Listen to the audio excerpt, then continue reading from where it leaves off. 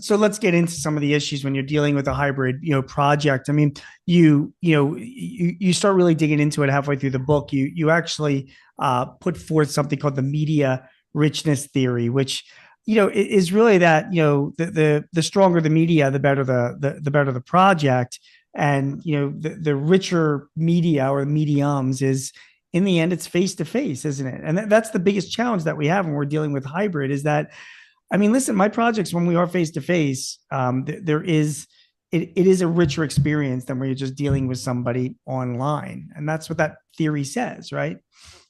Yeah, it was interesting looking back at that and again seeing how much it held up.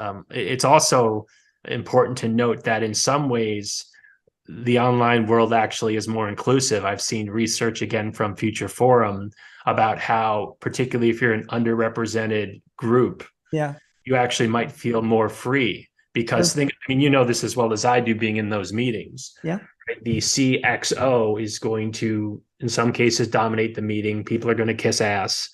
That's just inevitable. But in theory, a tool like Slack or Microsoft Teams can level the playing field. And that's both good and bad. You could say, well, everyone's got a voice. But then you think, well, that means anyone could say anything.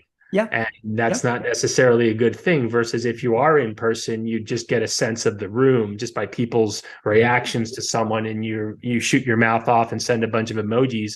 Oh wait, was that the VP? Oops. Yeah. And that might be a hard bell to unring. So yeah, I tried to set the context in the first two parts of the book before I get to the prescriptions because I just thought it was kind of facile to say, do this, don't do that. Particularly, I think it's in chapter one, which I mentioned not to get all political, but just Mhm, this country is pro employer. You could say mhm, that's good. You could say that's bad. I'm just mhm, saying it is. And the mhm, US is one of three industrialized countries not to offer paid leave.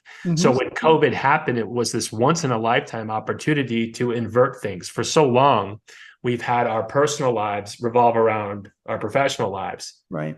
And with hybrid and remote work, we've been able to flip that. So we've been able to become, I would argue, better citizens, have more balanced lives, exercise more, see our family members, whatever you like to do. So that's why people aren't going to give this up. And I'm just fascinated as these companies announce playtime's over, because so many companies have seen the light. And you see this in the data. I think it was LinkedIn. I think I quoted in this book. They said that year after the pandemic, the number of job descriptions with the word remote had spiked. I think it was Sure, 357%. sure. So enough companies get it. I'm not saying that you have to always be in the office or you could not be productive at home, but I am really curious to see how some of those graphs that I put in the book ultimately play out. You say that with all the benefits of working from home, and you're absolutely right. There are a lot of benefits from a mental health balance, from from family time that you're spending, for the more independence and mobility over your day.